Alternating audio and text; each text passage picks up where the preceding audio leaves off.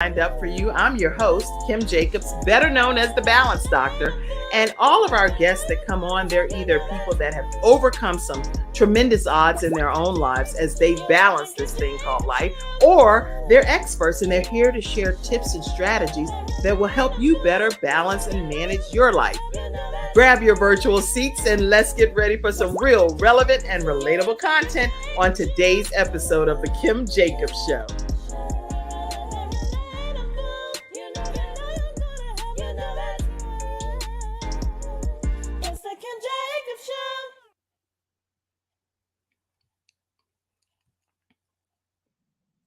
Hello, everyone. We have a great episode lined up for you today here on the Kim Jacobs Show. I am super excited to be here with you today. And the topic is going to be one of how it is important to advocate for our own health. And we have with us today Wenora. Wenora is going to be talking to us, and she's already in the studio, ready to go. And I think she's just a real day modern hero. I don't know her personally, but I'm excited to get to know her and her journey. Everyone that you know, go ahead and invite them to be a part of the virtual studio audience today, and let them know that we're going to be talking about how important it is to advocate for your own health. What are some of the steps to do that? How do you even know where to begin? We're going to be talking about that with today's episode guest, Wenora. Let me know, Wenora, are you ready to come on in? All right. She is, yes, clapping her hands and ready. Ready. How are you, Wenora? I am well, Kim, and thank you. It's such an honor and privilege to be here for you to allow me to share my personal story and journey surrounding cancer, and understanding that for some families, family secrets kill. So I believe it's important that we give back to our communities when we're in a position to do so. And we can do this in the form of educating and providing the truth about various subject matters.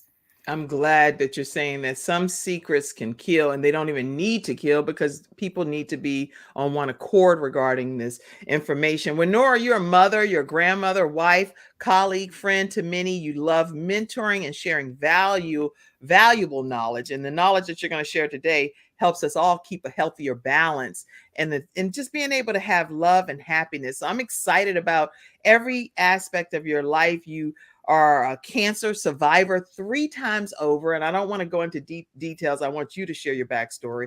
Volunteer research patient advocate and a Navy veteran. This woman is a force to be reckoned with, and she's here to share her story today here on the Kim Jacobs Show. So welcome, Wenora, here to the show. Thank you again. And if I could go back a little bit to where we talked a little bit about those family secrets that kill. Yes, so, please. You mentioned the perfect thing of my name. My name is Wenora. And the funny part about it, it was an accidental name. It was actually supposed to be Winona, which is Native American for firstborn. Now, mind you, it's so funny because most of our parents have probably told us at one time, oh, yeah, you got Native American in you, blah, blah, blah, the whole bit. And actually, after doing DNA testing, finding out that had probably 0% Native American, but about 20% Irish, and then the other 80% African. Okay. And so while this is interesting, what my mother should have told me, though, is that your grandfather passed away from colorectal cancer, and that maybe this is something inherited and that you should be checked out. So instead of spreading family secrets that really weren't true at the end of the day, you really want to focus on what the truth is. And this is why I appreciate you giving me the opportunity to tell that truth on this platform, and hope at the end of the day that the information and knowledge that I share with someone will save your life, or at least wake you up to the opportunities to be a better patient, an advocate for yourself. Wow. Now, as you said, your grandfather, he did have colorectal cancer, but it wasn't something that you were privy to, even knowing. More so nationalities is what was being discussed, that I'm going to be Indian, or I got some part this, or Irish, or different things. And that's important too. But is way important to know somebody that is in your lineage has cancer Has and they cancer. passed away from it. When we come back from this commercial break, everybody, we're going to hear more about Wenora and whether you were sideswiped with some of the other diagnoses or whether it was something that you were knowledgeable about. So I'd like to learn more about your backstory when we come right back after this break. We'll be right back. I'm attorney Charles Everidge. I started out representing insurance companies until my father was seriously injured at work. 4 of his fingers were amputated. Our family went through a lot, so I know what you're going through as an injured worker. If you've been hurt on the job, call me now. I'll fight to get the workers' comp benefits you may deserve. I'll fight for you like family. Put my experience to work for you. Call 704-457-5000, the first call for injured workers.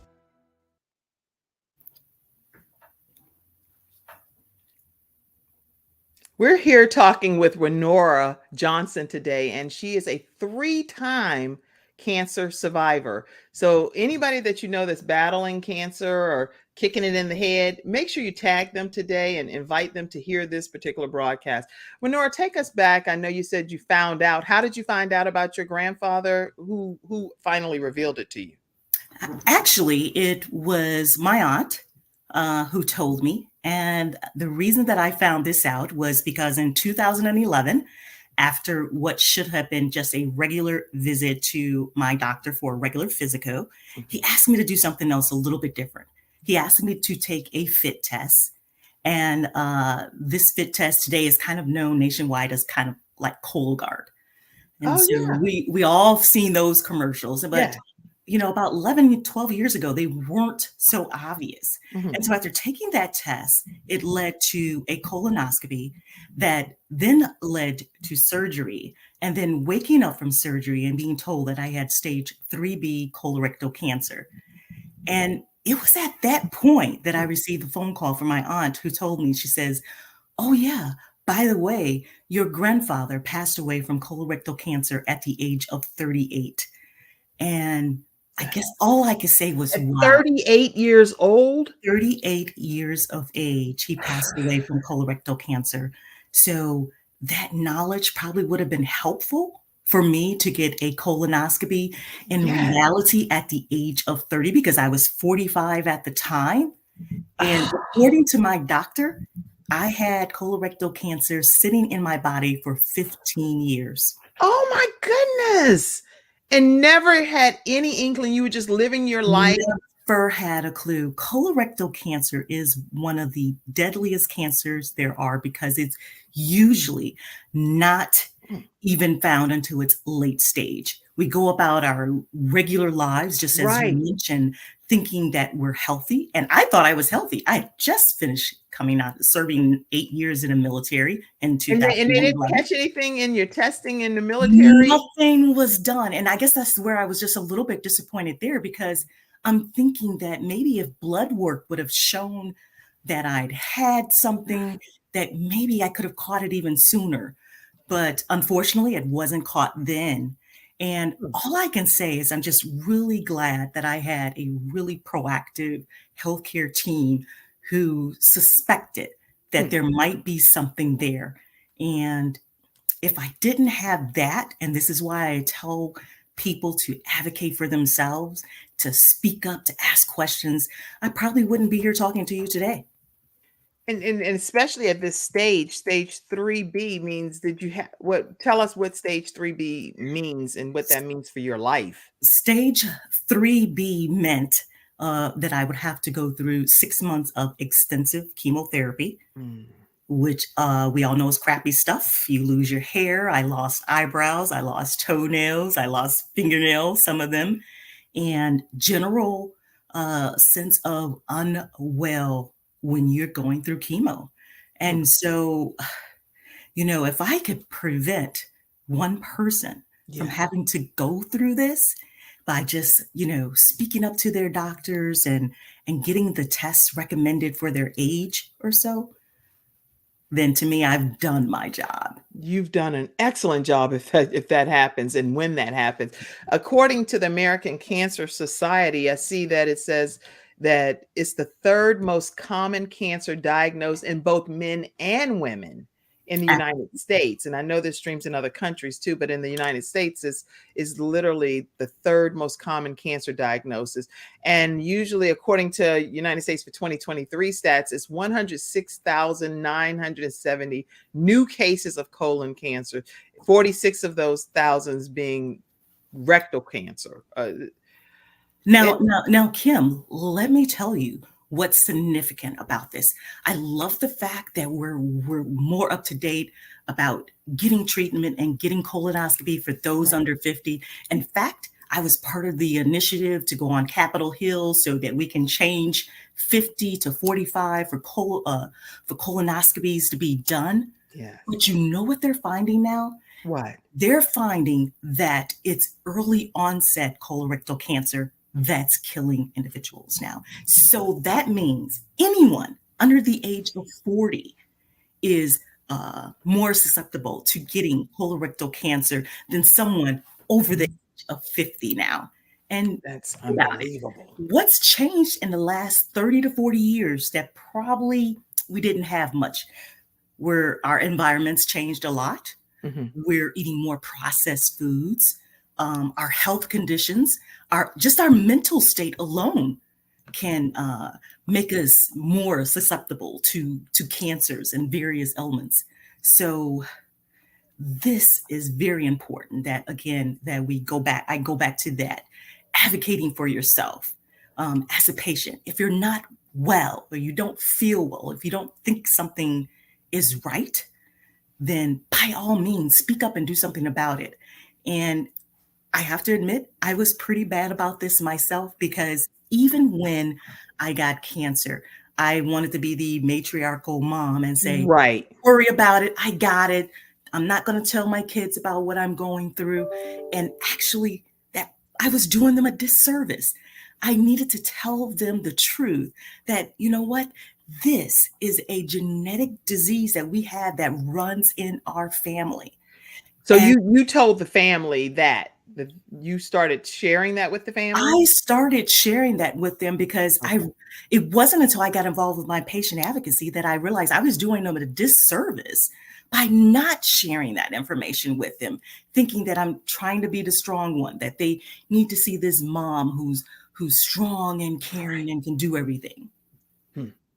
Yeah, because sometimes when you do share things like this information, some people in families are like, I know I can only speak personally, but like, because I have children that fight cystic fibrosis, we want to know who has cystic fibrosis, because in order for 3 of my children to have this, somebody in my upline, in my lineage, has it on my side, and somebody on their father's side has it. It's just, it is what it is. But I know when I reached out to one of my family members, it was actually my dad. He was like, you need to check with Frank. That ain't come from me.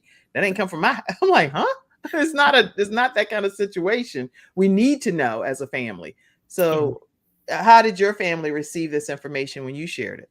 I think just after they were over the initial shock of understanding that their mom had cancer, she had a late stage cancer, and that she might not be here. They really kind of rallied around the work that I've started doing.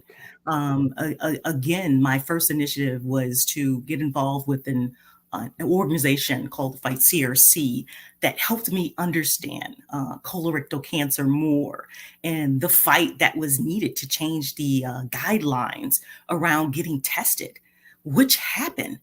But during that time frame, and this was in 2016, I had, again, I'm going to say this contributes to having a great healthcare team. My oncologist suspected that I might be Lynch syndrome. And I was telling her, like, what is Lynch syndrome and what does that have to really do with me? What does it have to do with what you're experiencing right now? Well, at that point, actually, after chemotherapy and treatment, I had 4 years of no evidence of disease. And so I thought I was home free. I didn't think there was anything additional that was going to be going on in my body. And yet she would bug me. I would go to the oncologist every 6 months. And that last time I remember her asking me in 2016, she said, Wenora, could you just please take the genetic test. And I'm like, okay, I'll go ahead and take the genetic test. And so when I took the genetic test, it came back positive for Lynch syndrome. Now, just to give you a reference for what Lynch syndrome is, this is based off the CDC website. It's known as a hereditary non-polyposis colorectal cancer, and it can lead to additional cancers like endometrial cancer, stomach cancer, liver cancer, kidney cancer, brain cancer, and certain types of skin cancer. Yeah. And so when she informed me that I was indeed Lynch syndrome, and I looked at the test myself and saw that I had a 60% chance of getting endometrial cancer, I decided to do something about it. I could at that point. And so I opted for a full hysterectomy. Okay. Only for it to come back with stage 1 endometrial cancer. Even outside of the hysterectomy, it still came back stage 1. The biopsy from the hysterectomy, because they were checking to make sure that nothing was there, showed that I had stage 1A endometrial cancer. So now how did they resolve that? Usually with an early stage of endometrial cancer, removal of the entire uterus and a full hysterectomy, which means the cervix and everything, usually covers that. Okay. And so I was blessed because it was caught ahead of time. Again, I probably wouldn't be here speaking to you because it was pretty aggressive. I have an MSH2 mutation that is it aggressively makes certain cancers form in my body. And so for me, this again was a wake-up call that not only, again, going back to sharing with family members and letting them know about this really pushed my patient advocacy into full gear. I wanted to know that if I got more cancers, what options for treatment would there be? And this is about the time that in the last couple of years, we've probably heard things like immunotherapy and things of that nature. And so we're living in a really good time for cancer treatments, but unfortunately, Black people are still dying at a faster and higher rate than other individuals. And we need to stop that. And for me, this is my call to action. So, I served in the Navy. I did my call to duty there.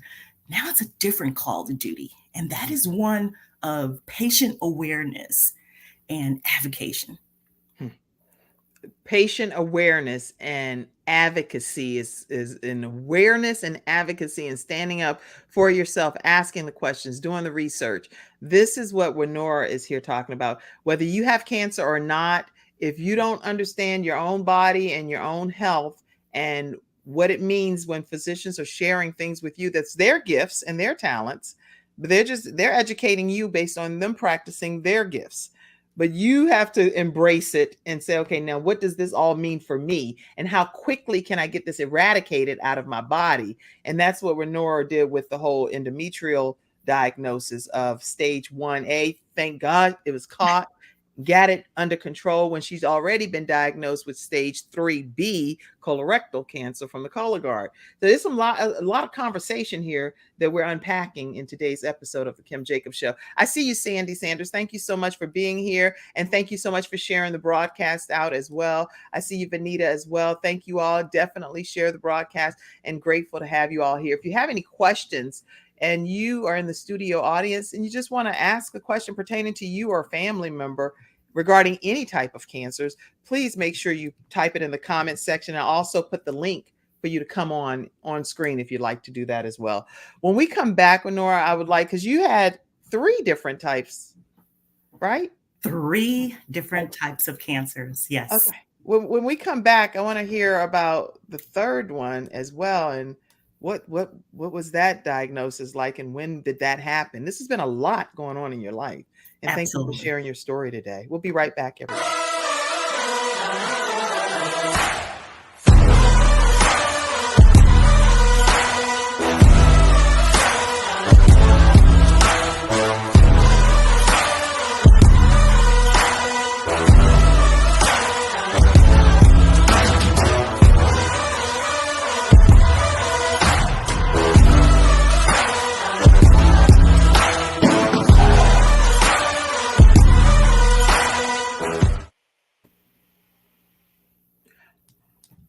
All right.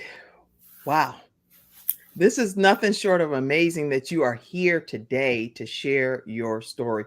We cannot take that for granted or lightly that God spared your life for whatever the reason for you to be able to help other people become advocates of their own health. So tell us about the third diagnosis. Well, Kim, before I do that, let Yes. me just also add that too. Some of the things that really helped me through this journey were quotes. At one point, I had just bought giant quotes and put all over my wall to really encourage me to look past this moment. Okay. And so during that, I've developed some favorite quotes, like from a Black writer named James Baldwin. And he states that not everything that is faced can be changed, but Mhm. nothing can be changed until it's faced. Mm. So for Okay. me, Somebody, I know you can hear it, but definitely if you get a chance, type it down. Say that quote one more time. not everything that is faced can be changed, but nothing can be changed until it's faced. And that's the way it was with me. Here I am facing a third cancer.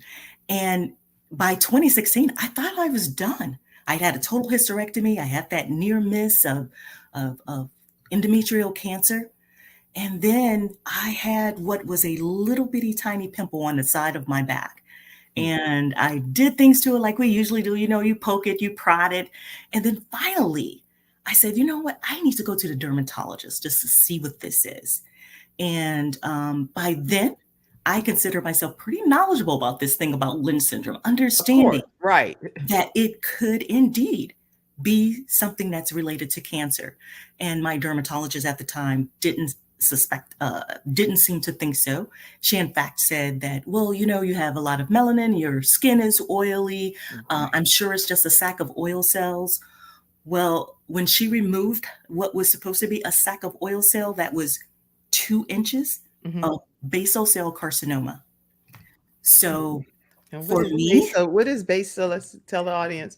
What is basal cell carcinoma, it is a skin cancer.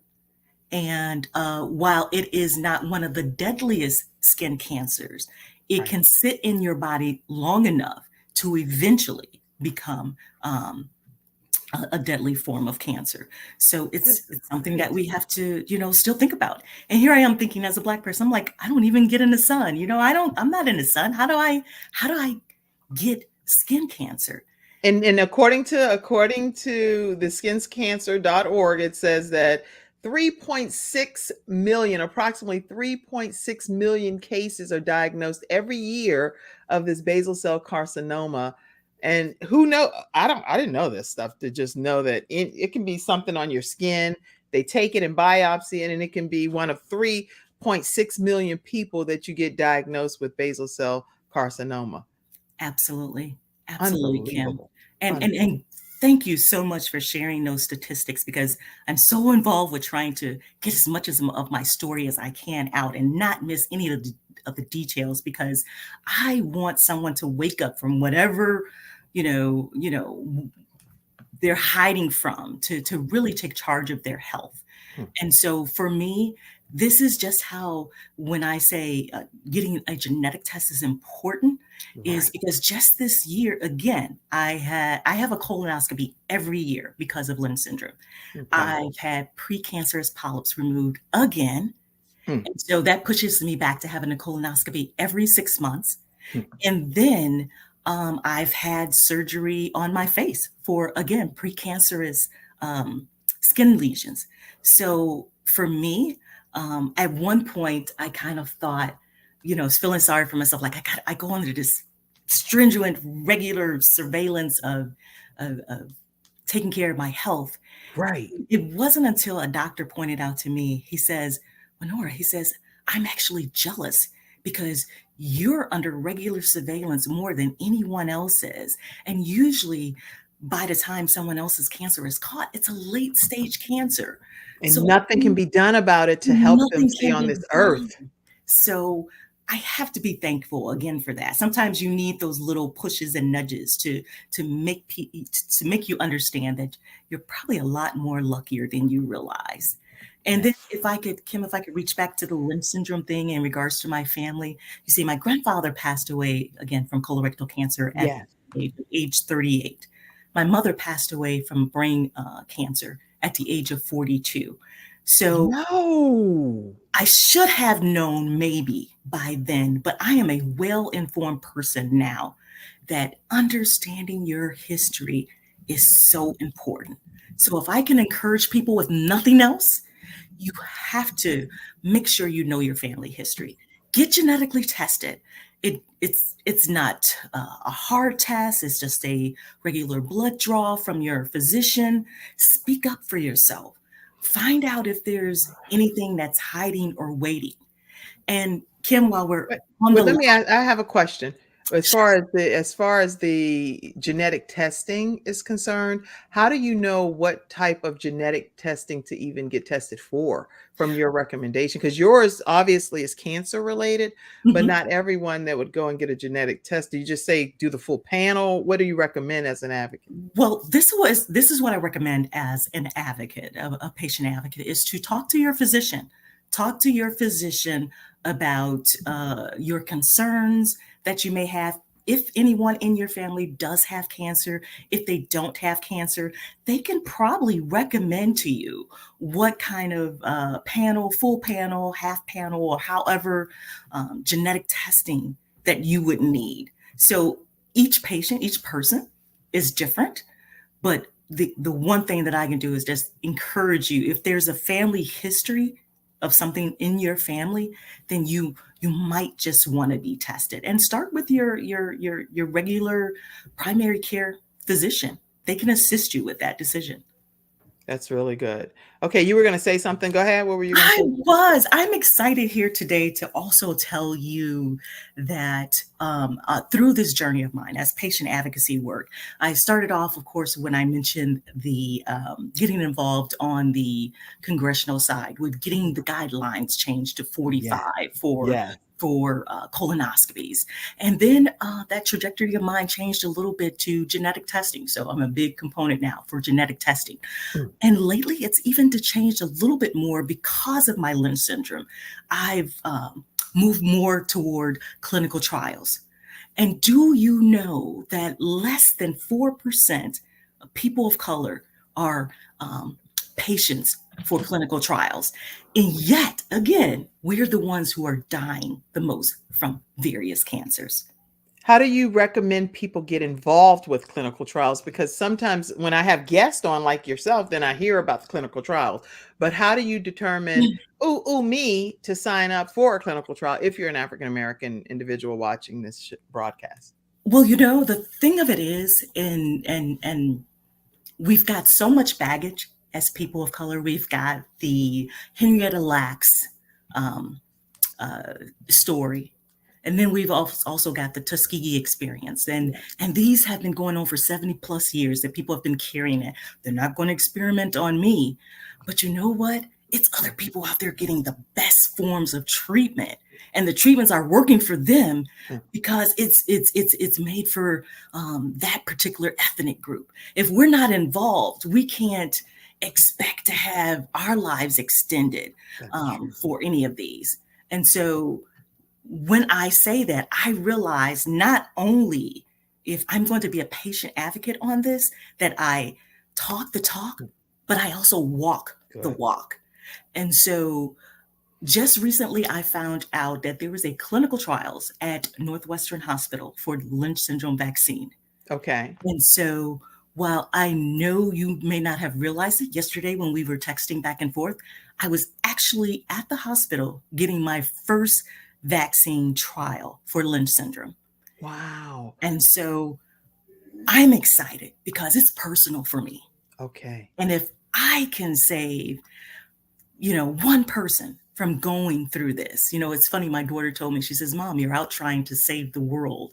And I'm thinking, no, in reality, I just want to save my closest family members from having to go through what I did as with cancer. And yet, if I do save someone, then I'm all forward. I am all forward. If I could share with you, because I don't know if you could see it or not or so, but this is a text message that I keep on my phone from my brother on Okay. the very bottom here. Yeah, I can't see it, but I'm gonna You put you probably front and can't center and see it. see it. It's probably kind of hard to see, but it's a text message that I've had from my brother. Um, Let's put you front and and center and see. There we go. Wait. if you can see it. So it's a text message from my brother that I had. It was the last one was dated August 9th, 2022. Mm-hmm.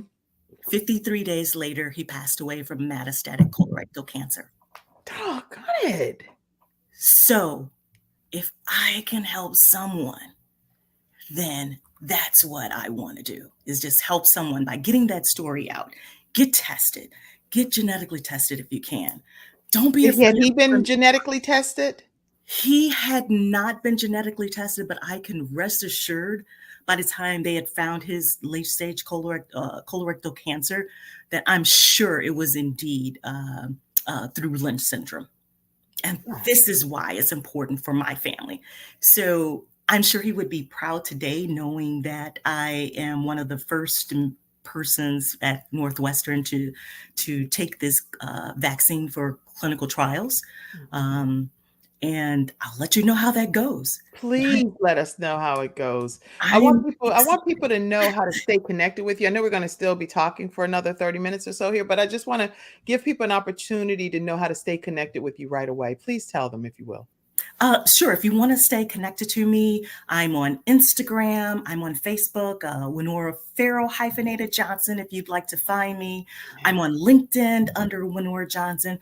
Please reach out. If you have questions, concerns, I would be glad to help you. And what I don't know, I will make sure that I find an organization or someone that can assist you with getting the information that you need to help save yourself or possibly someone that you love.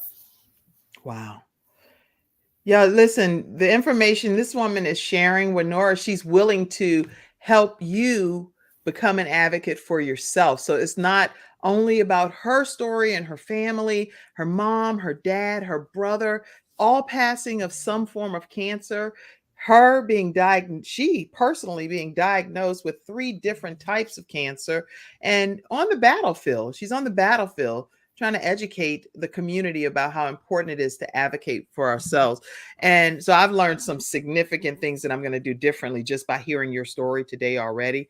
What else did you want to share already before we take a break? And when we come back from the break, I really wanted to talk about you saying that cancer is a human experience. So I want to take that angle and talk about it more when we come back. But let's hear some of the closing things that you want to say from the first half. Oh, absolutely. I think it goes back again to making sure that we understand that what family members, what diseases that we have in our family, what runs in our family, and how we can just be a better patient advocate for ourselves. And if I can provide a quick definition of what a patient advocate is, Yes, please. a patient advocate helps other patients, or they can help their loved ones navigate the healthcare system, communicate with doctors, find legal help, work with insurance companies, setting up tests and screenings. So this is what a patient advocate does. And so if you don't know a patient advocate personally, there are organizations out there that can put you in touch with a patient advocate or even a nurse navigator. They're really trying to come up with better ways to help patients help themselves. And that's what we should really be here to today and further discuss about patients helping themselves. So there are patients, and we know that there are patients that are elderly. And I know I can only speak personally. Whenever I'm dealing with some things, I'm like, now, if this was somebody in their 70s or 80s, they would be having the worst time trying to figure out how to maneuver through some of the stuff. And depending upon the attitudes that you meet on the other side, it can be it can be pretty interesting and intense. For me, I know how to diffuse a situation. So I'm like, oh, well, thank you so much for your service. I really appreciate what you're doing. Thank you for your kindness. Thank you for your help. I know this, but some of the elderly people would be like, look here, I don't know what you're talking about, but I need some help. And you want to do what? And it's a lot of nuances. How do you recommend people deal with trying to advocate for themselves, but some of them are seniors? Do they need a a younger advocate to work on their behalf? Give us some thoughts. Well, you know what? In my patient advocacy journey, that has been a huge question. And so I've been involved in some roundtable discussions about Okay. how exactly we can do that. And one of the things that's come out of that is to create those nurse navigators and patient navigators in the system where the patient goes to visit on a regular basis, that, you know, once they're done with that 15-minute appointment, that they then can go to this person and say, hey, all of that just went over my head, what my doctor told me. Can you further explain and break down that to me? Now, the issue with having either a nurse navigator or a patient navigator in that field is insurance costs. Yes. Looking to see how insurance would pick up the cost for some kind of association with that. So we're still working on how we can implement that. Mhm. But let me share with you, and I love my oncologist department to death, but I've been going to them for 12 years now on a regular basis. Mhm. It was just a couple of years ago that I found out that there was a nurse navigator there. And I'm going, why isn't this something that I should have known 11 years ago when I started coming? That's interesting. So this is why, if I can, if I can be here, you know, as a little bit of a navigator for something, ask that question. Ask that question to your doctor. Is there a nurse navigator or a patient navigator or somebody here that can assist me when you're done with this appointment today? And be adamant about it. Who would know to ask that until you're coming on the show today? So Who would know to ask that? I never knew to ask that. I would walk away from my appointments like, today was a good day, didn't have anything extra, but I did have a couple of questions, but I'll just get it next time. How nice would it have been to talk to someone right then and there about those issues and concerns that I was having and put them off because I didn't feel like I had someone to talk to or help me through them. I am really glad that you're here today sharing this level of detail with us to get better in life. I see you, Deron Swan. He said nurse navigators, and thanks so much for sharing. And these people are commenting heavily over here, thanking you for your contribution to today's episode. Listen, we're going to take a commercial break and come back and learn more about how cancer is a human experience, and we're going to understand that philosophy from Wenora right when we return. We'll be right back. Who are those people? You know, the guys playing golf in the middle of the day on a Tuesday. The woman wearing $1,000 shoes at a cafe in the city. The kid in the ripped jeans driving a $200,000 sports car. What do they know that you don't? One word: leverage. Working smarter, not harder. Owning their own business, not being owned by a job. The good news? We have it. Interested?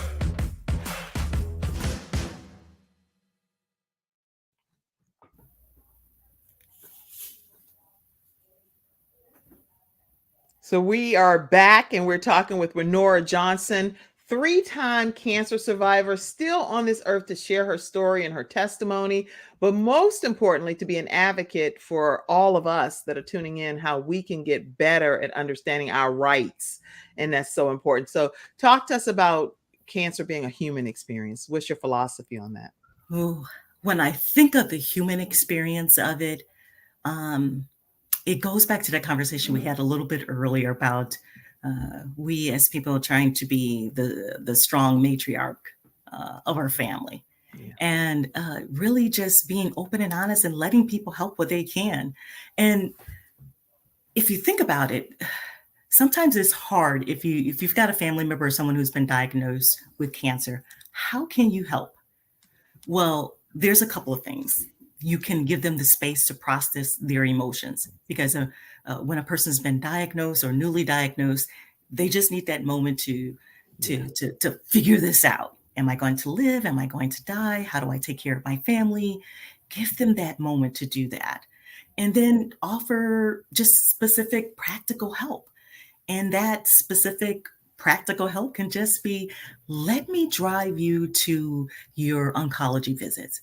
I had a really good friend who was just supportive in doing that. I had to sit for 8 hours in an infusion chair, but through those days when I had to go, she would take me, she would sit there for 8 hours with me, and then would proceed to go take me to try to get something to eat. And that, I mean, that it may not have meant a lot maybe to some people, but for me, that meant a whole lot. So something just as simple as taking someone to an appointment or just picking up the phone and saying, "Hey, how are you doing? Can I bring you something?" And then just celebrating those joys, the big and the small, like, I made it through chemo treatment, just celebrating making it through those moments. And the biggest one I'm going to say here, Kim, is connecting people to resources. So you yourself may not know about a lot of resources, but you may know someone who does have a lot of resources and connections. Like I said at the beginning of the show too, that what I can't provide for you here, I'm willing to look up to make sure that you're connected to the right organizations who can help you with the needs that you may have. That's excellent, excellent advice. And I typed a lot of what you said. Take the person to their appointments, celebrating their moments, connecting people to resources, just checking on them and making sure that you help them in any way that they really need to be helped. So this is again Wenora Johnson, 3-time cancer survivor, and she has been diagnosed with things that were hereditary, right, within her family, but she was not aware that her family members even had some of these things. So talking amongst the family, getting genetic testing, everything that you're sharing today is going to change the lives of all of our viewers, because I know I'm going to get some testing and talk about some things with my family. Now I know congressionally, you've been participating in DOD's congressionally directed medical research programs, as well as FORCE, which is facing our risk of cancer empowered, a nonprofit organization. So talk about some of the things that you've been on a mission to accomplish as a result of what you've experienced. Can I say it's been a lot. It's a whole lot. It's been exciting at the same time, because none of these doors, remember that quote that I mentioned about James Baldwin, that nothing can be faced at that time. So I'm facing the consequences of that, and they've been good. I've been able to be in touch with organizations who feel so strongly about and passionate about what I do, that I, started out as a peer navigator for FORCE. So Facing Our Risk of Cancer Empowered. They were basically more centered on hereditary cancer, but for like BRCA mutations, ovarian cancer, things of that nature, not Lynch syndrome yet. And so I used to just follow them around and ask them, like, can I come to one of your conferences for free? And they were like, nah, we're not quite doing that yet. You can't do that yet. And so I did this for a couple of years. And this is the power of persistence.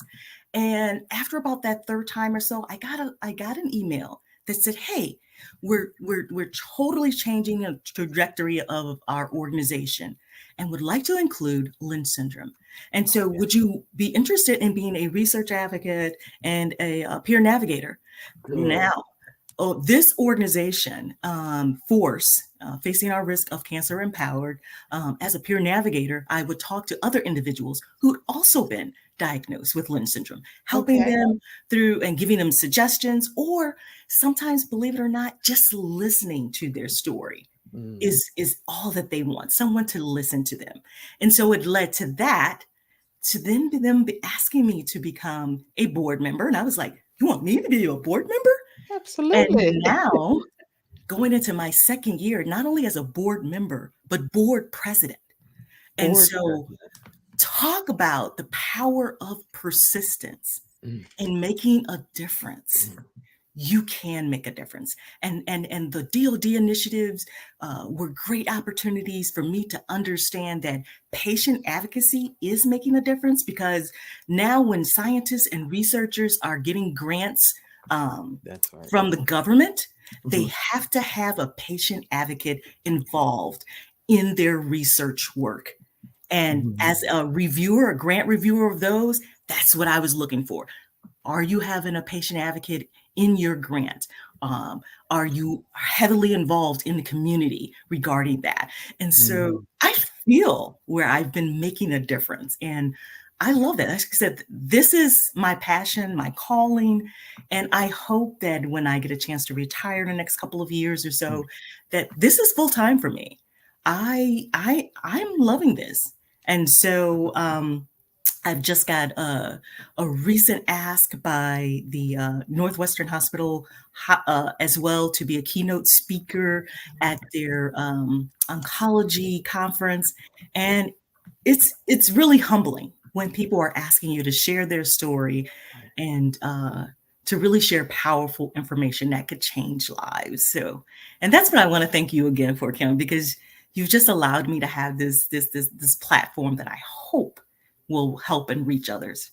Oh, it definitely will. At least definitely reach 100 countries and 350 million households. So even from a global perspective, because the Kim Jacobs Show is global, what advice do you give people even from other countries that I know we've shared statistics in the United States, but what advice would you give to some of these countries that may not be able to even access certain things? Any suggestions? You know what was interesting in my work in doing patient advocacy?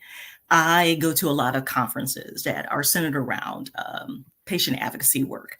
Mhm. And the AACR, which is the American Association for Cancer Research, is heavily involved using patient advocates. And I remember last year going to their conference and attending that conference, enjoying the information that was there. And there was this young Indian woman who came up to me and she goes, Wenora, she's like, I just heard you, speak about your experience. Right. And I would, can I take a picture with you? And I'm like, you just want to why do you want to take a picture with me? I'm no one famous, It's just like, I just want to take a picture with you. Well, fast forward to February of this year, she is a doctor in India and she's trying to find out why there's such huge high incidences of colorectal cancer. And so she had me speak to a group of about 50 um, physicians and scientists there in India. I think I had to get up, it was like 6:30 in the morning, but Right. I was excited. I mean, they wanted to listen and understand what exactly was going on. And afterwards, I don't know, they sent me this little poem. It's in Arabic or so. I can't really read it, but I just thought it was just such a nice gesture on their part because Absolutely. they're trying really hard to eradicate a disease that is just taking many lives, period, unnecessarily because it's just caught so late. Yeah, the mortality rate in India, according to in many Western countries, is according to the National Institute of Health, it says 7.2 per 1,000 population in males and 5.1 per 1,000 population in women. That's a big deal too. This is It's huge. it's huge. It's huge. So And given now culturally, think about it. We all have our, how can I say, we're very private individuals, especially yeah, people of color. We don't like to tell our business. We ain't sharing information. right. And a lot of cultures are like that. They just don't want to share. So if someone's sick or not feeling well or could possibly be dying from something, they're not sharing that information. And why is that from your perspective? Because I mean, you've been advocating for quite some time now. What is the rationale from just your own personal perspective about that? I guess my own personal perspective, because I was guilty of this as well, is just being afraid of not being there for your family and just trying to be strong when the reality, it should be the reverse. Let family and friends and people be there for you, and you're I don't know. It's just really such a good question. But if we can stop that, I wonder how to it stop might it because help. How do we stop? any mom, when you're talking about balancing life and you're trying to be mama bear and trying to protect your children, it's automatic. And I don't think it's a race issue. I just think that it's automatic that you don't want your children to feel harmed or heavy Or laden in or harm's burdened. way. Absolutely, absolutely. So how do you find that fine balance between I have to tell you this because you have to know, but Yeah. I also want to be mindful that this could take you significantly low at a different level. I think that's, again, it comes to the power of educating. We really have to educate our audience, the people who we are around, and helping them to be able to disseminate this message or information to their family members, no matter what their age is, and do it in a way that doesn't make it scary for them. And so, what I hope I've done for my children is that even though I may be looking at additional cancers in my future, that I don't want them to be afraid of the word cancer. That it may be cancer today, but there's so many different treatment options, and clinical trials itself has given me an opportunity to maybe even be cancer free. So don't discount those things. So it's finding the appropriate way at the appropriate age, and that's just my thought. Wow. Okay. A great thought, by the way, and very helpful thought. Now, there are some things I know that you have going on in life. I want to pop some of these pictures up and just share in some of the uh, accomplishments and things. I saw that you were recognized heavily as a Woman of the Year. Let's talk about that for a second. Who recognized you in that award? Well, you know what the funny part about this is that this is my local newspaper where I reside in the community that I live in. And the funny part about it is I saw a link that just says, "Hey, nominate a Woman of the Year." And so I thought, well, I'll just nominate myself. The worst they can do is just tell me no, right? And so the funny part about that is I didn't think anything else of it. I nominated, put my information in, and this is what I'm doing for the community that I live in. I love my community, and I want people to know what I'm doing. And it was my husband's cousin who called and said, "Hey, I see your wife is in the paper." And I'm like, "What?" So I'm running out trying to get papers because I didn't know they actually printed. And so to me, that was just a small honor because I didn't do it really to be the Woman of the Year, but to advocate in our community about there are people who are doing things in our community that are that's life-saving work, Right. and that you know, just one of those. That's great. I'm glad that you were selected because your work is noteworthy. That's for sure. I see another image back here. Tell us. Well, this image here was before I started leaning into clinical trials. I worked with this organization called Fight CRC, and I still work with them because they are solely an organization based around colorectal cancer. And we did a field trip to a lab, I want to say in Wisconsin. Hmm. And I had an opportunity to see HeLa cells, and HeLa stands for Henrietta Lacks cells, that are still being used today to treat various diseases. And so to me, that was just a snapshot of a picture that they used of me in a laboratory setting, being able to see those. And this year is an opportunity for me when I was in DC reviewing grants for those scientists and researchers, reviewing them to make sure that they are including the appropriate patient advocates in that work. That's good. So you're on the front line, and every day, I know you said you're looking to eventually transition to this hopefully full time, which I'm eager for you to do that. Like I feel like I'm an agent over here. I'm like, you have to do that. You have to transition. Let's see. What is this one here? Now, this picture here is from this year. So every year I submit to the governor for the state of Illinois and for the community that I live in for Colorectal Cancer Awareness Month. So March of every year is Colorectal Cancer Awareness Month. So again, I got the proclamation from Governor Pritzker and from the mayor from the city that I reside in. So again, just happy at those opportunities. That's a picture of me showing, holding my genetic test. And in the dark red there, you can see how alarmed they were the fact that I had Lynch syndrome. And so I highlighted some of the mutations that I have.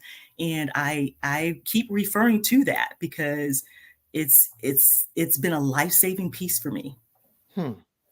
Okay, wow. I mean, this is just very enlightening. So, with all that's going on, it's some pretty heavy things that you have that's happened in your journey. what do you do that's kind of for fun? I still have that picture up. Let me put that back. Wow. You know what? I am so super blessed to have a group of friends that we come together once a month to hang out and enjoy each other's company. We celebrate birthdays, milestones, and just getting together and just not taking life for granted, because it just can be taken away in a flash. And so when we see each other, like we probably will this evening or so, to celebrate a birthday, I'm always excited to see them and share with them a little special gift or something, because life is just too short sometimes. Wow. I'm so impressed. Now I see motorcycles in my notes over here. What's Yeah, something you didn't talk about that though. So tell me, did I had not. a note about a motorcycle. What is that about? Now, Is it a this one bucket here list? is a conference that I went to just this year. It's called the NRG, which is the oncology conference. And Okay. again, this is people don't even realize, just the average person like yourself or myself, we can attend these conferences and be Anybody can a part attend of it. these You conferences. Is really that right? can. And the thing of it is, you can. And then, like I said, my thing was I wanted to attend for free. So I look for scholarships that allow you to attend as a patient. And Oh. so you may be turned down once or twice, but this is where the power again of persistence pays, Mm. because I'm telling you, this is the cuff of where all this major information and changes that are and treatments that are taking place. And as people of color, we're being left behind because no one's telling and sharing this information with us. And so my goal is to bring that information back to our community and share it with as many people as I can on any platform that I basically can as well. And yes, I thought after I did my first round of chemotherapy that I was this superhuman person, and I signed up at the local DMV to get my motorcycle license and rode a motorcycle for a while. So, How um, was that experience for you you? know what? I'm gonna tell you, I totally get why men do it. It was the sense of freedom and your the wind in your hair, as they say, or whatever it is. And it just did something for my psyche. It made me realize that I could do anything, and don't put a time frame on it, because none of us know when that day or hour is, but That's right. enjoy every second that you do have. And um, as we talked about earlier, that favorite quote of mine that goes back to James Baldwin, when he says, "Not everything that is faced can be changed, but nothing can be changed until it's faced." Yes. I faced it. We'll And put that so quote up again. Yeah, I think, and I I see wanted to change Kish Lamore Moody. She's a survivor and thriver of cancer, and is just kicking it in the head. And I'm so proud of you. Thank you. And she's Thank actually you. like, I think, elementary school childhood person that I grew up with in Newport News, Virginia. And to this day, many years later, I know I'm 53. I don't want to yell your age out, Stop. Kish, but Kish, but I'm 53. To still be connected in any regard, I'm just so grateful for how God allows people to still connect through social I media. So I thank you for love that. being here, Kish. No, I love that. And thank you again. This has just been a true honor. And I'd be remiss to say, for those who have, of course, suffered breast cancer, that October is Breast Cancer Awareness Month. And if you don't know where to turn, there's organizations out there that can help you when you're in need. Well, I want to put your contact information up again. And then ultimately, as we get ready to close out, I'll have a closing comment from you. Let people know how they can stay connected with you one more time. Please stay connected with me through Instagram, Facebook. On Facebook, I'm Wenora Farrell hyphenated Johnson. And I'm on LinkedIn at Wenora Johnson. So please feel free to reach out to me, ask me questions. If I can assist you in any kind of way, I'm happy to do so. Absolutely. And listen, everybody, the only way I see lots of comments still. Oh, she said I'm 53 too. I'm 53 too. Yeah, I already know that, Kish, because I remember you from back in the day, and you were literally one of my close friends. I love you, actually. And I love your story. She says she loves your story. She Oh, loves thank your you. story. Full Okay. clarity. I'm 57, so You all look good. The amazing, and you're 50s here to are tell the your new story. 30s. episode.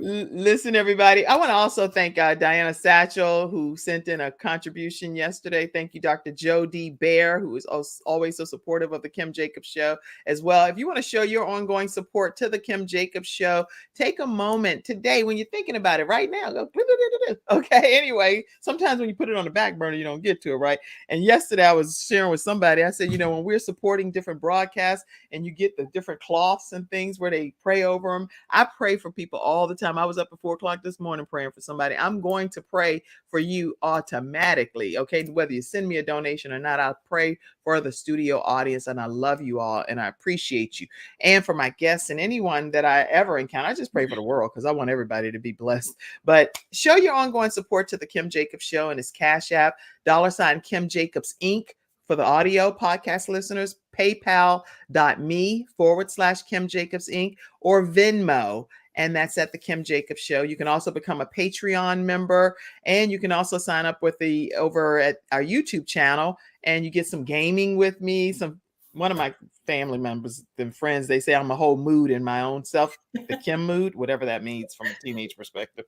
But I know how to have fun and do the gaming and all of that, and send you the videos that's behind the scenes. So y'all can sign up and be a part of any of these things that we offer here on the Kim Jacobs Show. I want to take a moment to acknowledge our episode sponsors, and you get your final comment ready over there with Nora. That's what I'm coming to you for next. Sponsor today, this episode was sponsored by attorney Charles Everidge with Hunter Everidge Law Firm. They are in the Carolinas area. They're also in the Alabama and the Richmond, Virginia area. You can reach them at 704-457-5000, 704-457-5000. Dealing with personal injury, workers' compensation, wrongful death of a loved one, make sure you reach out to them and let them know the Kim Jacobs Show sent you their way.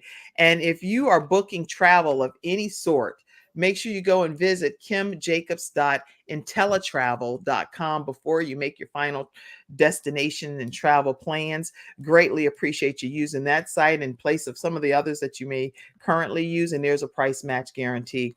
Today's sponsor with the coffee that you saw was vproducts.store, vproducts.store. And everyone's loving that mushroom infused coffee for whatever's in there. People are calling and texting and ranting and raving about vproducts.store. They also have regular black coffee as well. So get your coffee experience. And a final thing I'll tell you guys is that November 2nd, we are starting a new training class of a group of 5 individuals learning how to create your own show from scratch. If you're interested in having a virtual streaming show and you want to know how to do it universally, where it's audio, video, and you're able to stream it different places and different countries, make sure you visit me, reach out to me personally, and I'll give you the pricing for our upcoming class that starts November 2nd.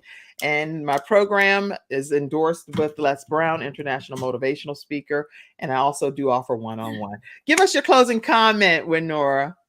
Well, my closing comment comes in the form of a quote from Maya Angelou. And it says, "Do the best you can until you know better. Then when you know better, you do better." Drop the mic, everyone. Have a great rest of your day. Thank you, Wenora, for being here. I'll see you backstage. Thank you. Have a great one, everybody. I love you all. Wow. Thank you for tuning in to today's episode of The Kim Jacobs Show and for being in the virtual studio audience. Your presence truly does make